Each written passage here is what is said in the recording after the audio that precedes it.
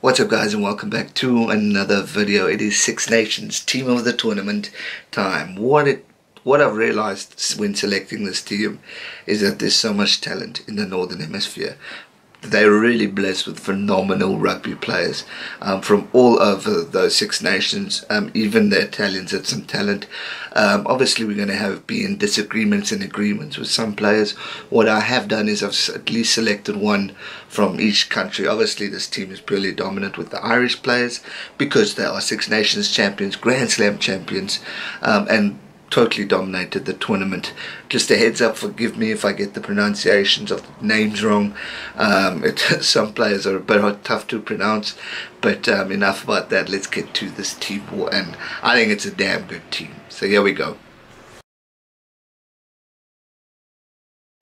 Right, so as you can see in the image, player number one for me is Rob Evans. Now this was a tough one. Obviously, majority, probably 90%, will select Healy.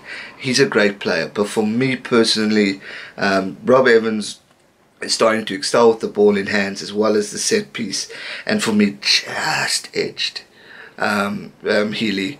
Great player, and I know he's a legend, but just for me, I went with Rob Evans just from a point.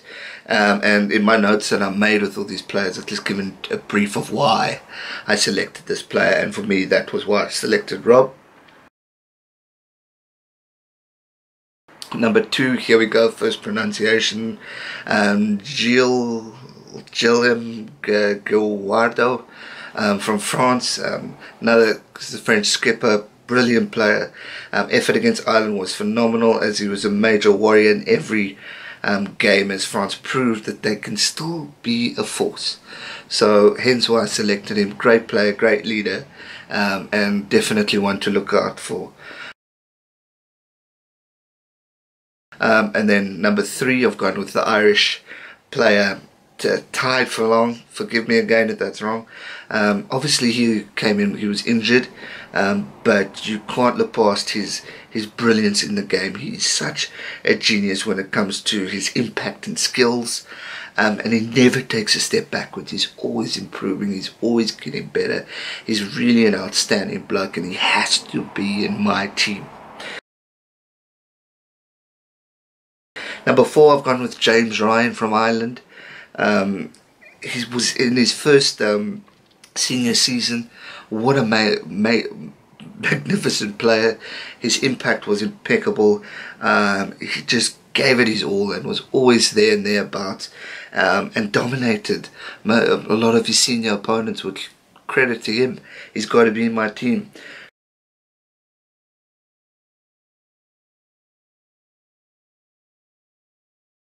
Number five, I've gone with the Welsh skipper, Alun Wayne Jones, if I got that right. He's constantly strong throughout the tournament and continues to set standards for the team, leading from the front, and also just a great player. And he was my number five. Number six, I've gone with John Barclay, the Scottish skipper. Great leader, also dominant figure in the sides, win over England, and just edges Peter O'Malley for me. But great effort, and just from the leadership within England's game, got to select him. Number seven, I've gone with Dan Levy from Ireland. Came off the bench against France and never looked back. His performance in Twickenham was phenomenal as he finished on a high. Scotland's Hamish Watson was also just as good, but for me I had to go with Dan Levy on that one. Number eight, South African born, and who should be a Springbok, CJ Stunner.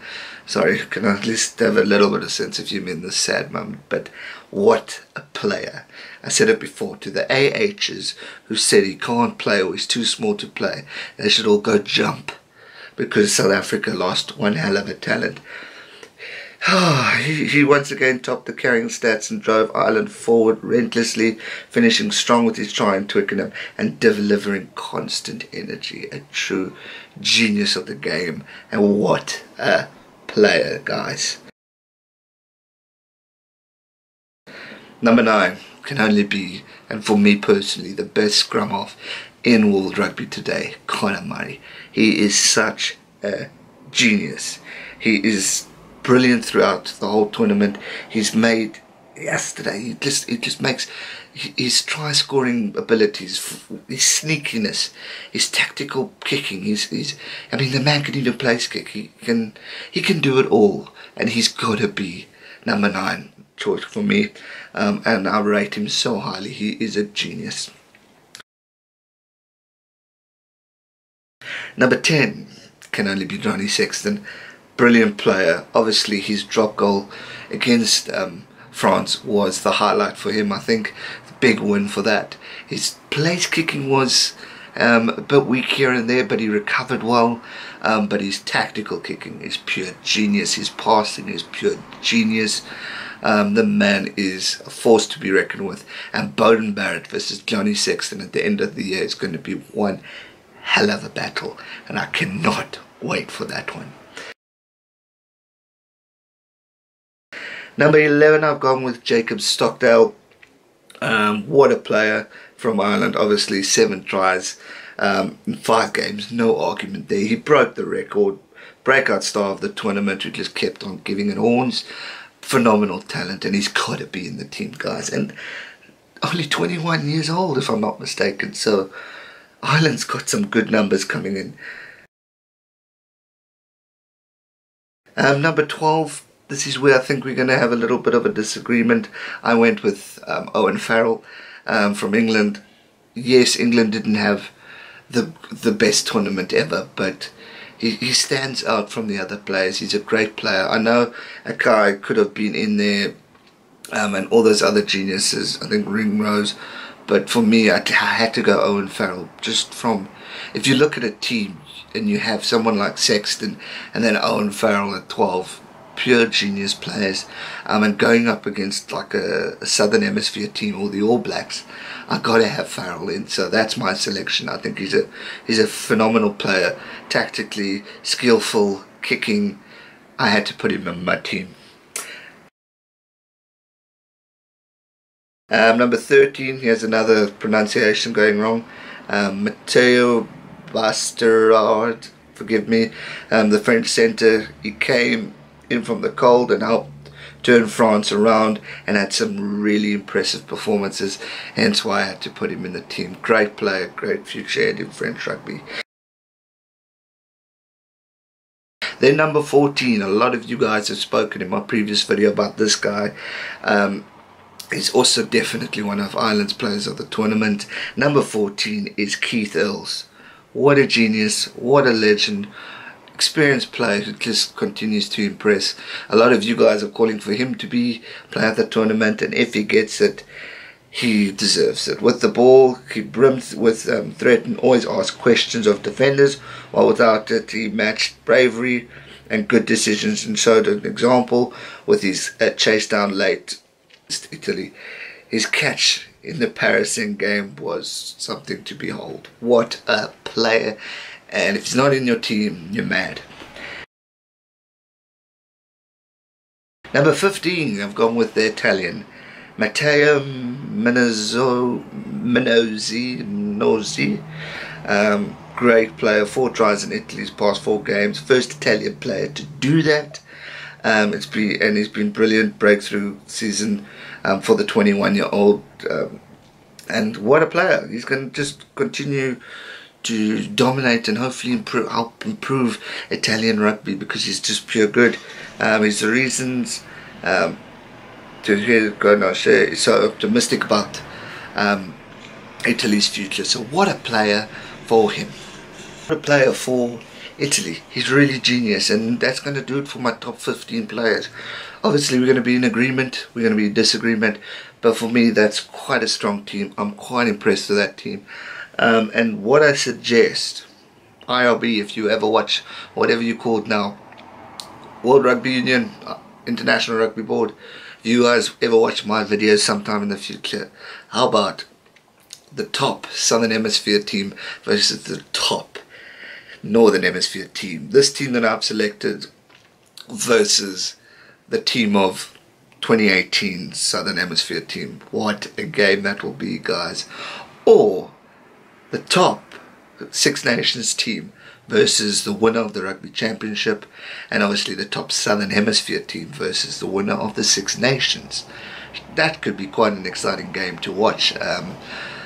But again, just to reiterate, what a great tournament. It was special, it was phenomenal, it was talented. Northern Hemisphere have got some real great talent within them.